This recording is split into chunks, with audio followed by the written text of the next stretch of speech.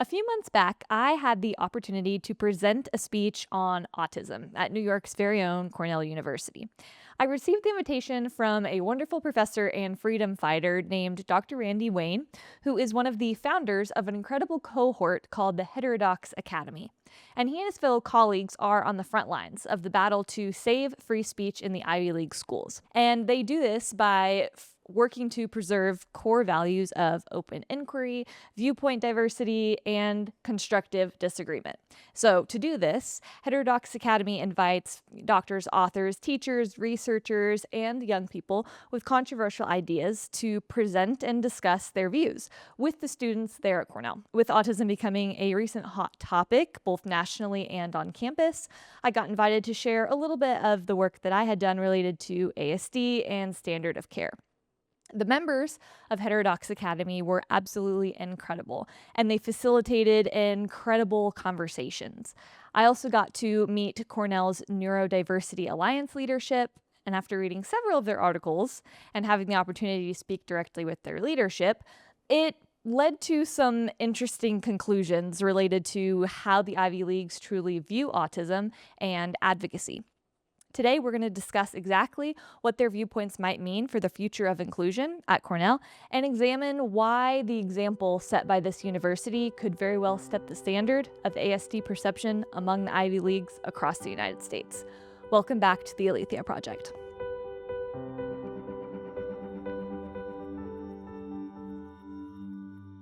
Okay, so before we get into the nitty-gritty of all things Cornell, I just want to preface all this by saying that I have met with and had extensive conversations with three of the leaders there at Cornell Neurodiversity. They are obviously not entirely on board with my stance on ASD because I believe that before it can be a superpower, we kind of need to address it like a medical condition, right? So not that we necessarily need to cure autism, but we do need to work to make quality of life better for the children and adults living with it. And they do not love this stance. They are more on the side of, doctors and parents need to butt out because we are perfectly happy with our autism. And there's nothing wrong with that, but our conversations were a little more debate style. So at the end of the day, though, and really what matters is I could tell that these people at Cornell are truly trying to help. They're really not malicious. They just have not quite put the whole picture together. And their advocacy was built primarily on their own experience as adults living with ASD. Adults with low support needs going to an Ivy League school, it's just a completely different world than that of an adult with high support needs, for example. So I just want to make it very clear, I don't have any issues with them as advocates, the work that they have done. I just have a problem primarily with their influence in setting the tone and how autism is viewed at Cornell. I had the opportunity to discuss one of their more recent ASD-related articles, and I feel like it's important to share the conversation that we had. It certainly was enlightening for me. So this was a discussion that I had with leadership at the Neurodiversity Alliance there at Cornell. And the title of the article was called Fight Trump with Responsible Research. Now, this was an article in response to Health and Human Services Secretary Robert F. Kennedy announcing Tylenol as a potential contributor to autism and leucovorin as a potential treatment for some of the more debilitating symptoms related to autism. And we're going to be talking more about leucovorin actually next week, but sticking to the theme of Cornell and neurodiversity, they are creating a problem kind of right out the gate with the opening paragraph and the title, right? Because it's politicizing something that is not political. And I think this is such an easy trap to fall into is with anything really, especially in our current climate. It's super easy to be tempted to politicize things that were never intended to be viewed that way.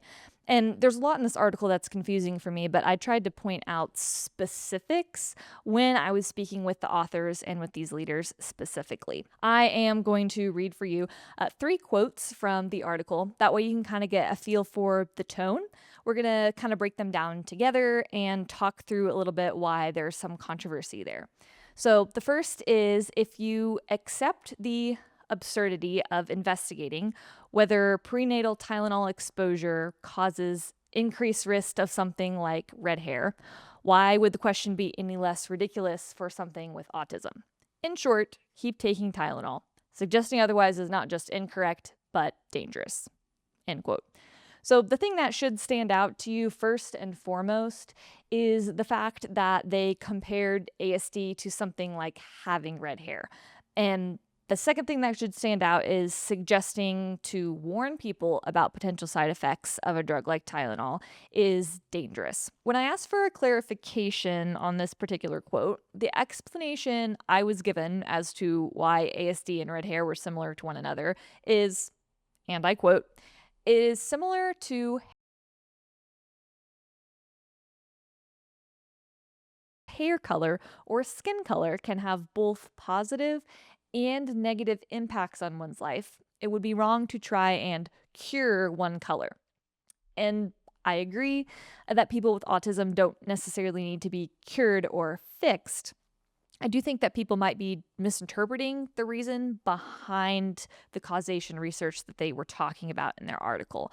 The motivation behind Kennedy and behind Trump is not to eradicate autism entirely, but to try to figure out why all of a sudden it is increasing so drastically.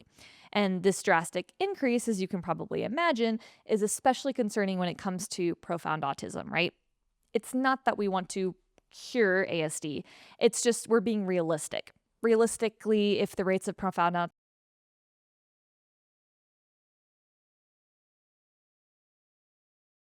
diagnosed. And that means that in my lifetime, we will probably see a day when there are more profoundly autistic children and adults than there are people to actually provide care for them. So there was a little misunderstanding there because what they have identified as, curing an integral identity is really just trying to get to the root cause of what I would argue is a pretty significant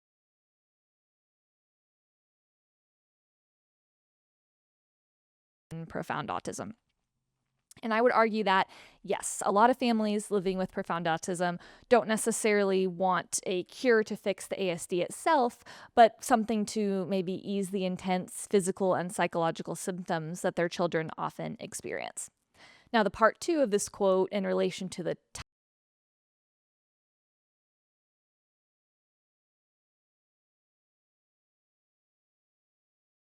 cross the blood-brain barrier, and a lot of studies, including the ones that JFK was promoting, just list Tylenol as a possible association to autism, meaning that Tylenol usage can be associated with higher rates of ASD and ADHD, but it's not necessarily what causes it.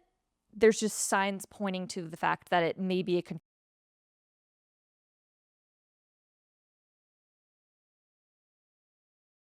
what they are putting into their bodies and ultimately what they're exposing their babies to during pregnancy. Next, we discuss the quote, if researchers asked autistic people, they would learn that we overwhelmingly disapprove of cures and we oppose genetic and cause-seeking research, end quote.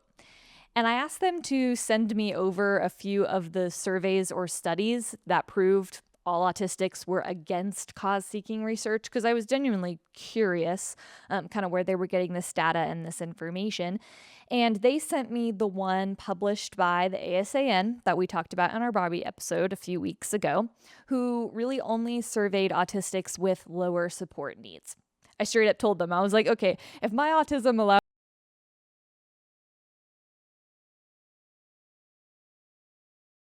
treatment either. But have you ever talked to someone with higher support needs, or have they ever been included in a survey, or have their parents ever been included? Has that consideration ever been extended to them? And did you ever think about the fact that this survey might not fully represent the ASD population? And the answer was actually no. And I do appreciate that they were so upfront with me about it. When I asked that question, I was like, hey, have you guys ever thought of this? And they said, actually, no, we hadn't ever thought of this. So it was encouraging that they were willing to admit that, but it was also super surprising to me because these are the voices of advocacy, right? And they hadn't really stopped to think about the perspectives of people on the opposite end of the spectrum from them, which is really unfortunate any way you slice it.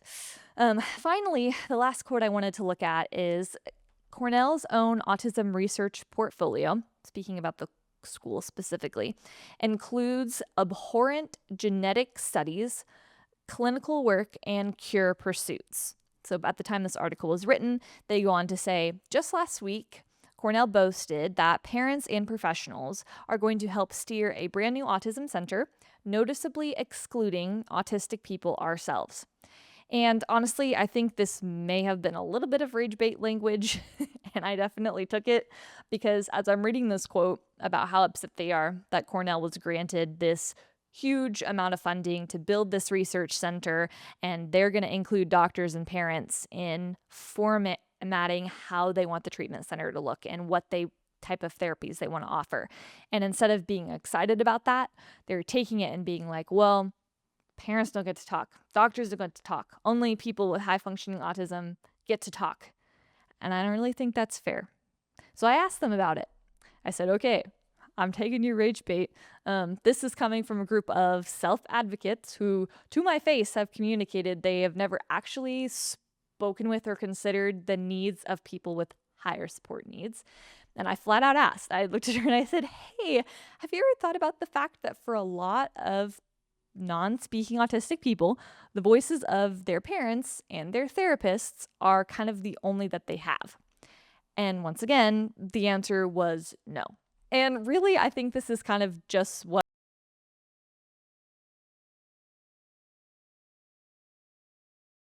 I really haven't stopped to think through the implications of what they're saying. And I'm not telling you anything that I didn't say to their faces. I told them that they are in a position where they can really set the standard for how autism is viewed. They, at the Neurodiversity Alliance of Cornell, have the ability to influence how these students are perceiving this grant and how they're perceiving autism toward this particular group of students. It really is going to be more directed towards the children in the community and an opportunity for this university to kind of increase their reach when it comes to offering things like ABA therapy, speech therapy, physical therapy. So really, yes, it's going to be offering therapy and yes, it's contributing research, but the goal of it was not to cater to the student body necessarily. It's to cater to the children with higher support needs. I mean, it's for the 40% of adults and children who are living every day with the realities of profound autism. And respectfully, the Cornell Neurodiversity Group is honestly doing more harm than good by publishing such aggressive and politically charged articles about something that really doesn't have anything to do with politics or anything to do with them as students, right? They would really be far better off, I think, researching issues faced by all sides of the spectrum, right? So, in conclusion, my conversation with them, although we didn't agree on everything, I felt like we ended on good terms because they were willing to listen to the questions that I had. They were willing to listen to the concerns that I shared. And most importantly, they were willing to admit that some of the things I was bringing up, they just hadn't really thought about before. And while I think it's unfortunate that this is not on the radar for these students, I do think it's helpful that we had that opportunity to have a conversation like this, right? Like, these are students who just don't quite understand the fundamentals of a spectrum-wide approach yet, but they were very willing and open to have conversation. And that really is going to be the first and most important step when we are discussing a topic like ASD.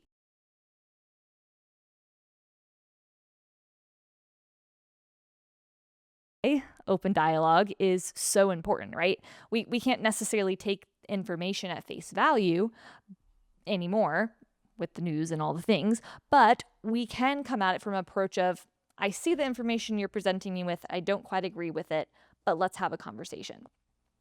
Rather than trying always to be politically correct, it's really important to strive after discussions with people who think differently than we do. And honestly, I'm so thankful for organizations like the Heterodox Academy and like the neurodiversity movement at Cornell because they are both facilitating open discussion and free speech. I'm thankful for, Dr. Wayne, who sees the value of this and who is inviting young people in to continue the fight to preserve this freedom of inquiry.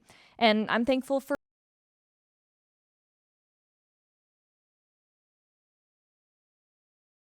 at least give credit where credit is due, right? They were willing to have a conversation.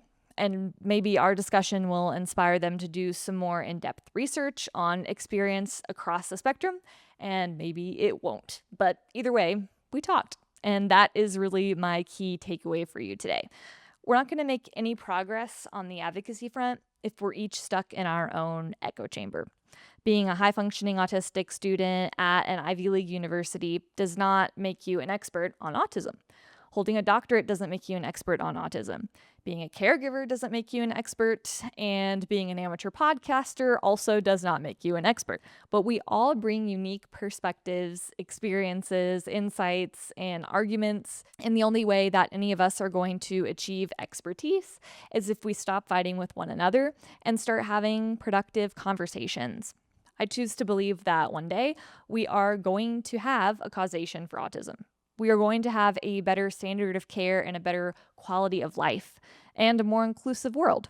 But it's not going to happen if we keep fighting one another.